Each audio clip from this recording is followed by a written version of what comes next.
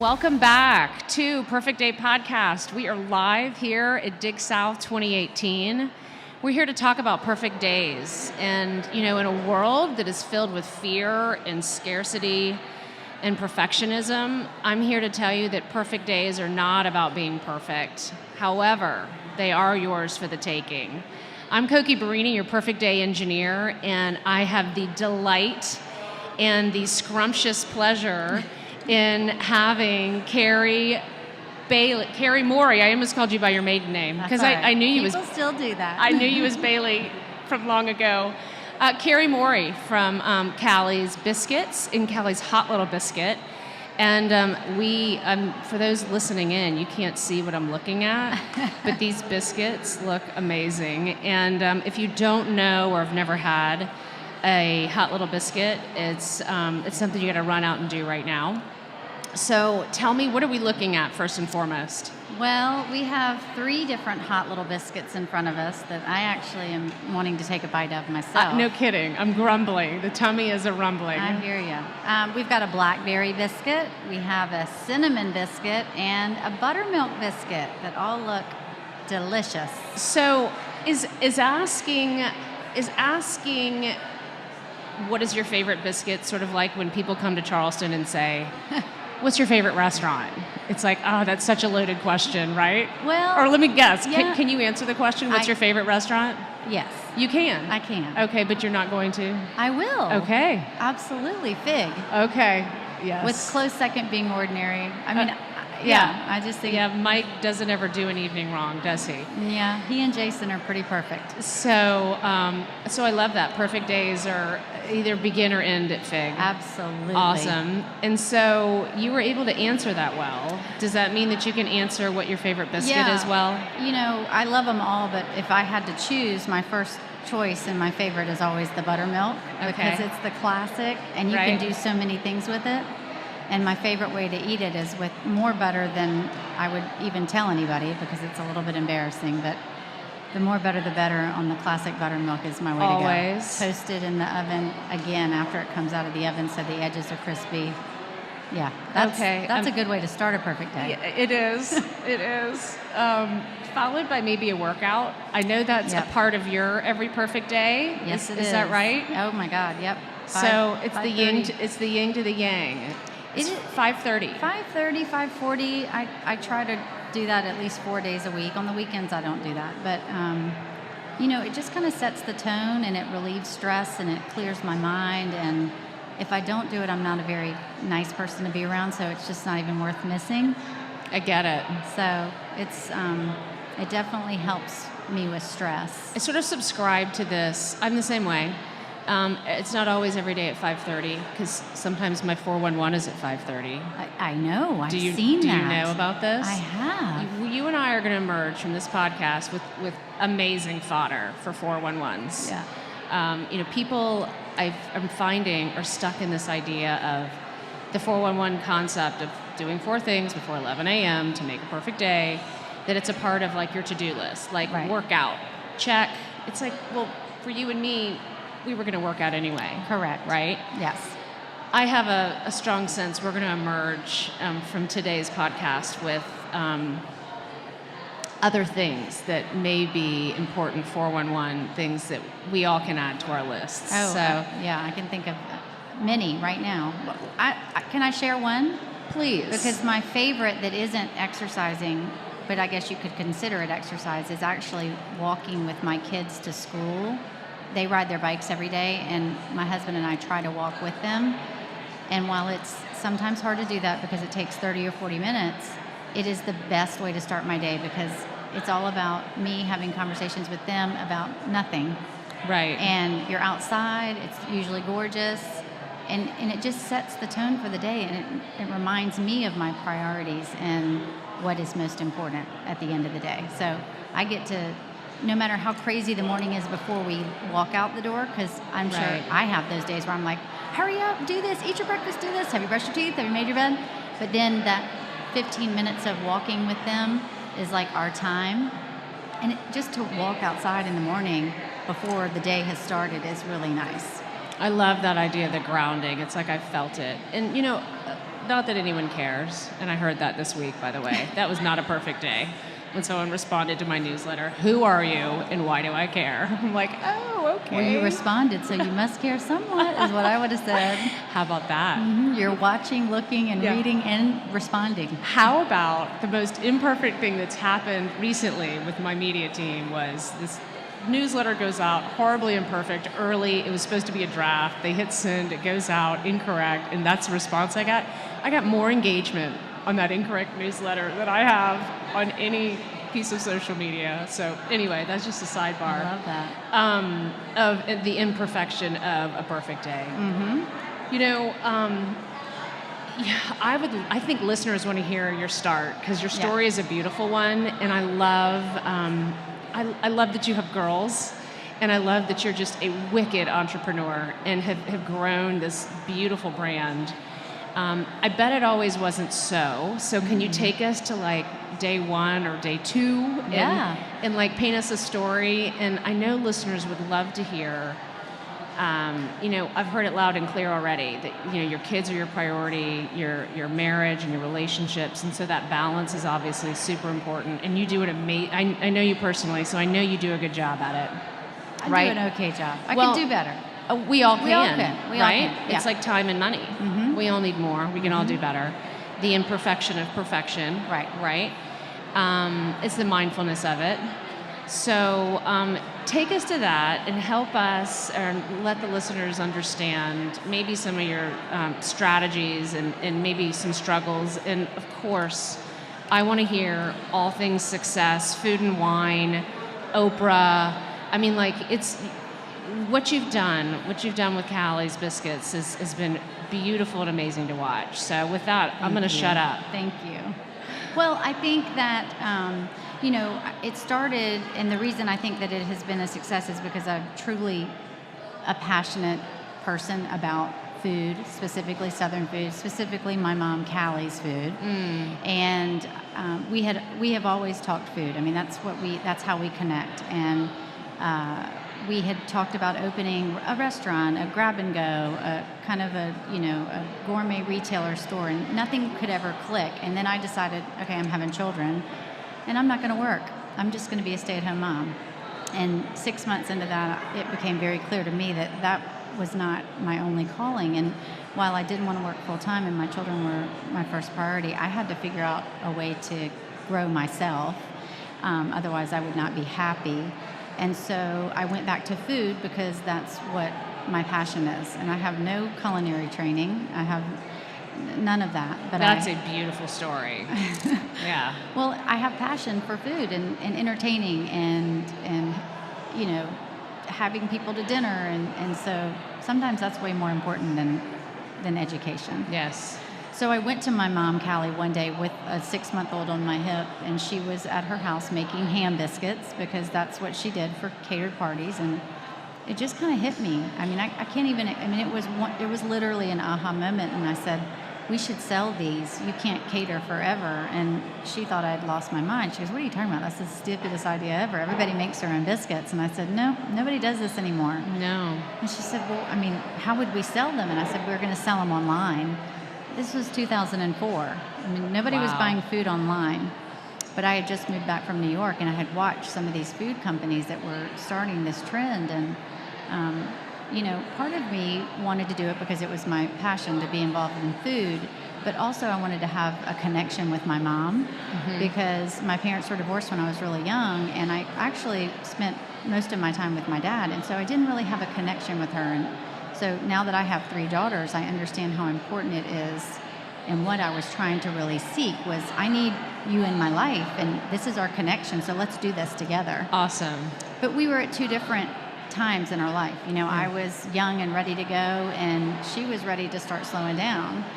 But I'm a really persuasive person, and I'm not really good at taking no for an answer. So I think I talked her into doing something that it wasn't her passion. She had a great recipe, but she didn't have the vision for it. She didn't see what I saw.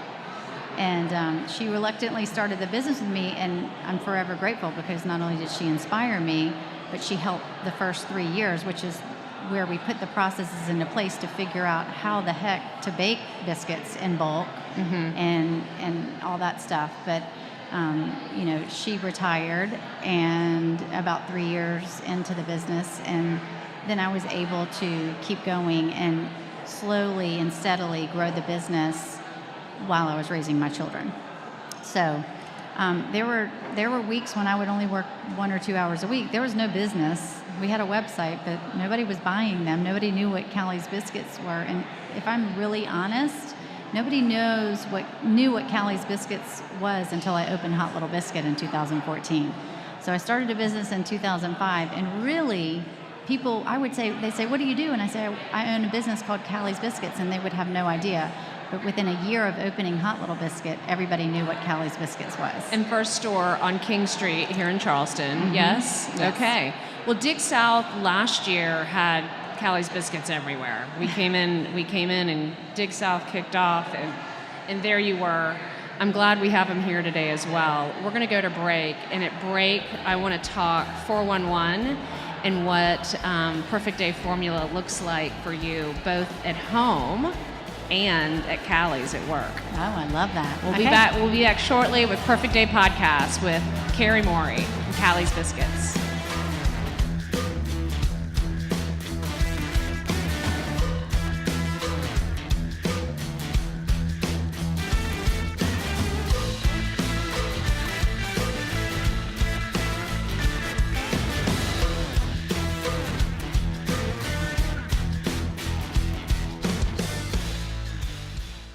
Ever written your perfect day? Sound overwhelming? Well, it is. It absolutely is overwhelming. However, through Perfect Day and Perfect Day Connect and taking in the Perfect Day Workshop experience, you can get your perfect day written in very logical, easy to complete steps. In fact, we walk away with something as easy as 1, 2, 3, 4. So writing your perfect day, it feels very, how shall I say, I don't like feeling like I can break down such an important process that we can put it in a trifold brochure with 4 easy steps. That's really underestimating the process. But what I do promise those who do go through the Perfect Day curriculum and or read the book or come to an experience workshop is that you're gonna leave with the framework. You're gonna leave with everything you need to do. I'm not going to let people walk away feeling like, okay, now you've got to sit down and take the time to write your perfect day. There is always more work to be done, but you will leave with all the steps that you need in order to have your perfect day written, which is super exciting because you too can have your perfect day written. The Perfect Day Connect course you can have done in as quickly as 3 weeks. Some people take 3 months. It could take you, more or less. The book is an easy read, I'll be perfectly honest, and our workshops really requires a half a day to a day's worth of your time. And in doing so, you're going to ensure that you have a vision for your next perfect day, whether it's the vision of your perfect day for tomorrow, for the next quarter in your business, or for the next year in your life. So the choice is up to you. Until we meet again, have a perfect day.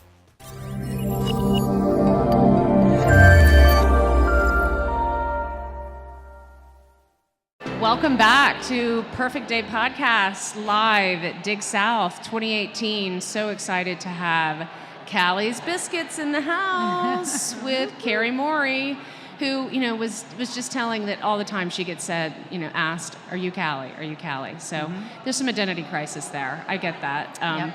My mother is Goody and I'm Cokie, and we both get Cookie. So, go figure.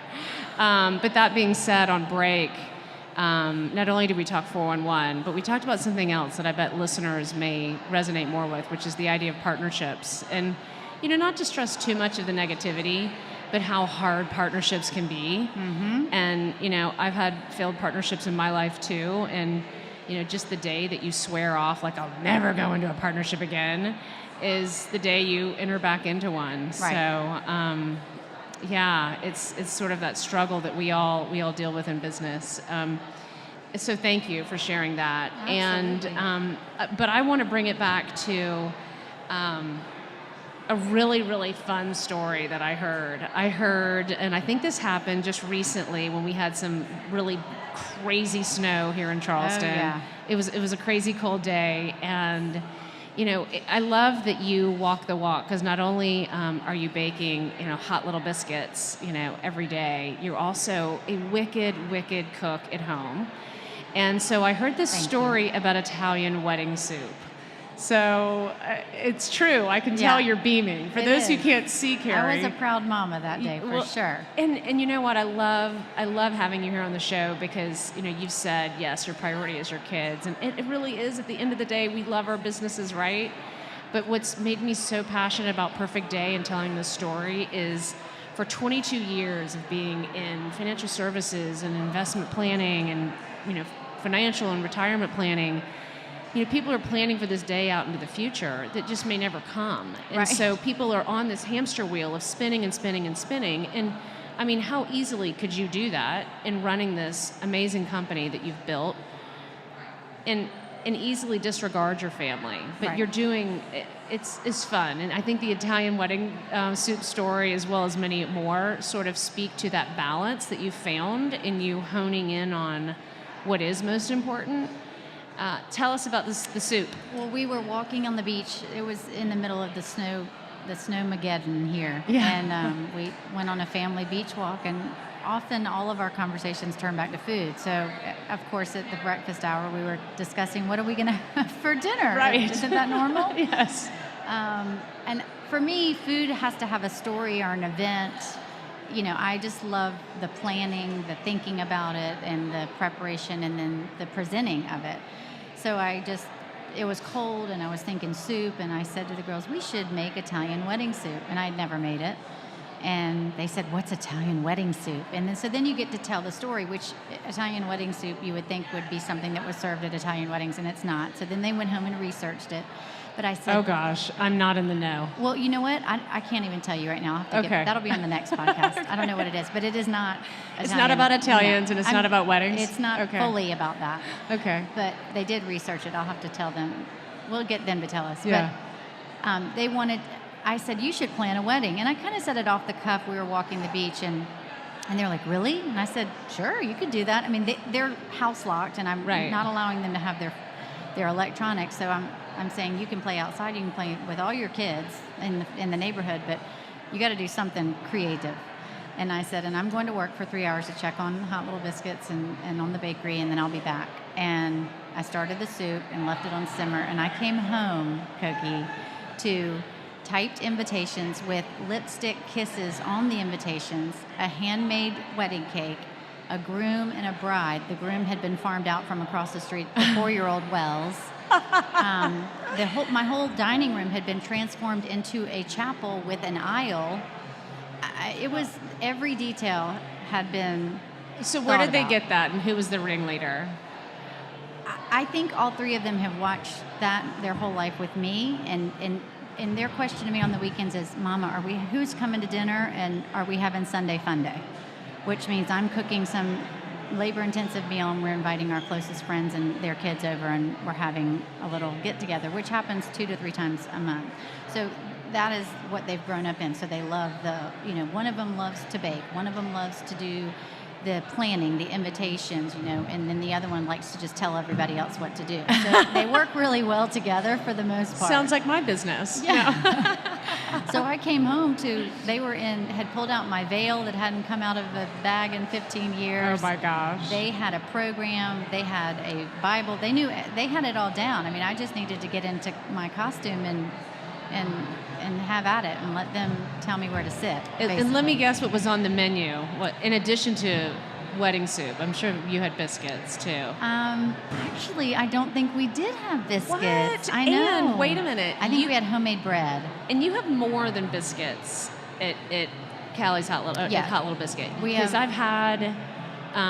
What do I want to speak of? I can't even say what it is. It's a desserty. The homemade Oreos, the course. cocoa and creams. Those are Callie's recipe. Mm-hmm. What? Those are so good. Those are good. We call them Morios. Morios. Okay, come on, give us a visual for those listening. So it is a chocolate cookie with a perfectly vanilla sandwiched icing. So it looks like a whoopie pie because it's big, Yeah. but it is a homemade Oreo cookie. I mean, you close your eyes and you taste the best homemade Oreo you've ever put in your mouth. They kind of dissolve in your mouth. They are butter and really fine cocoa and hand rolled and delicious. So how about that, listeners? And so those of you listening and who aren't in the Atlanta or the Charleston markets, you need to go online. Tell everybody how to do that. Yeah, you can get everything at calliesbiscuits.com, and that's really how we started. The business my idea was just to have it be an online mail order biscuit business. And we started out with one flavor of biscuits, and it just slowly grew, very slowly. I quickly realized that I couldn't just have an online business. I needed to have some other revenue generation. So we started wholesaling to stores, to gourmet specialty food stores. But I also love the story of, I see this trend right now of where bricks and mortar is sort of going away. I mean, you think about Harris Teeter, you think about Target or Walmart and Amazon Prime. And, I just recently wrote a blog about, the New York City cab medallions and Uber and how you have to evolve. And how it seems like bricks and mortar is sort of going away. But your story is a little different. Tell us that one. Well, I started as an online so that I could be at home with my children, and I didn't want to be at a retail store all day or a restaurant. I mean, that's why I never went into the food arena, was because when I was in my 20s, if you were working in food, it meant that you were in a restaurant until 2 in the morning. Right. So it just never Not occurred to me conducive that I to could being- have a food career and do that. So the brick and mortar came last as a result of our customers who were buying online saying, when we come visit in Charleston, where can we get your biscuits hot?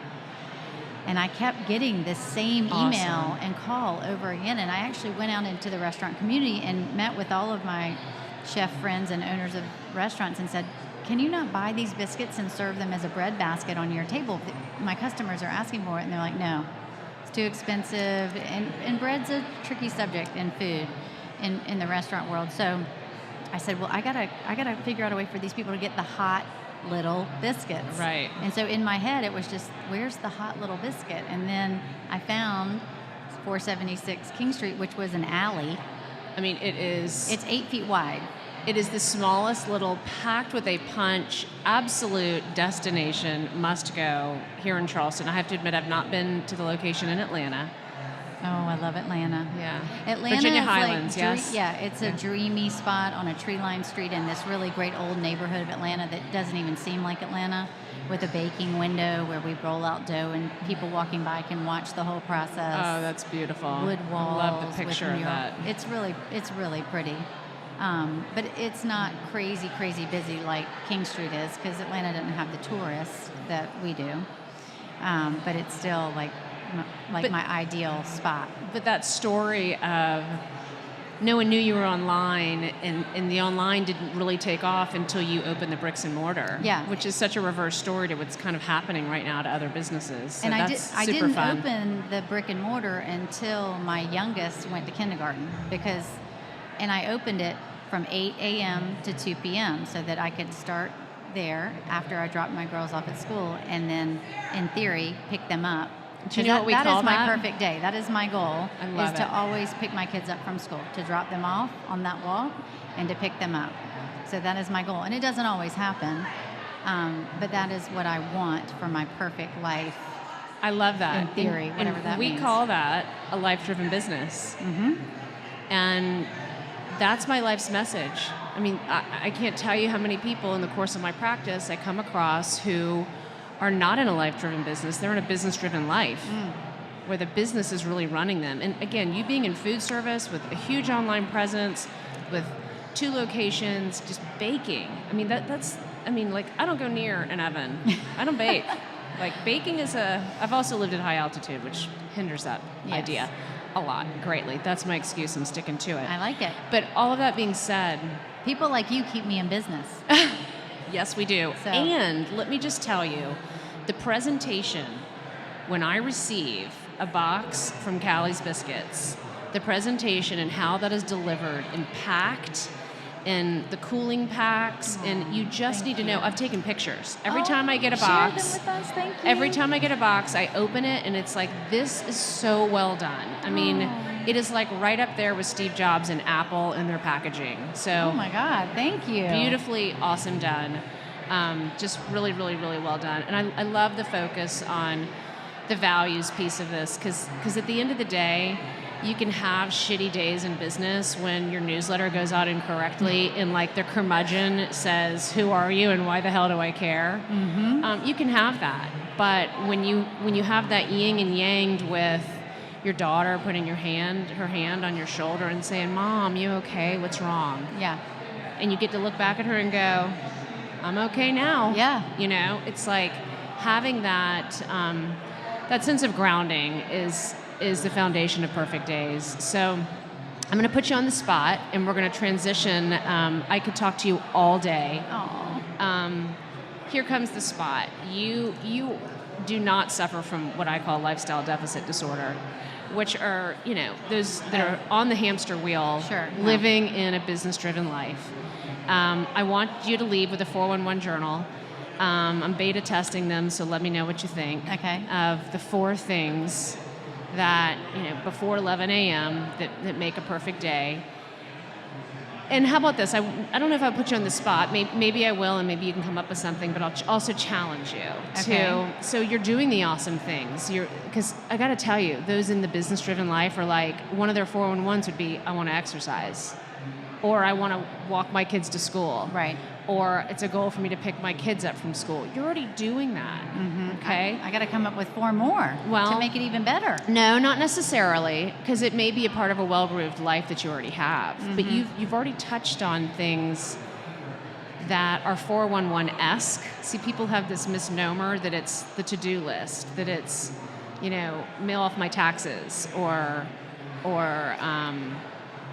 whatever it is, update my QuickBooks, or whatever it's not the to-do list. And you've already touched on some things. You said mom, connection, self-growth. You talked about trend watching. You saw the trend. You saw the trend to go online. Yeah. Gratitude. You touched on no electronics. I mean, these are very 411-esque.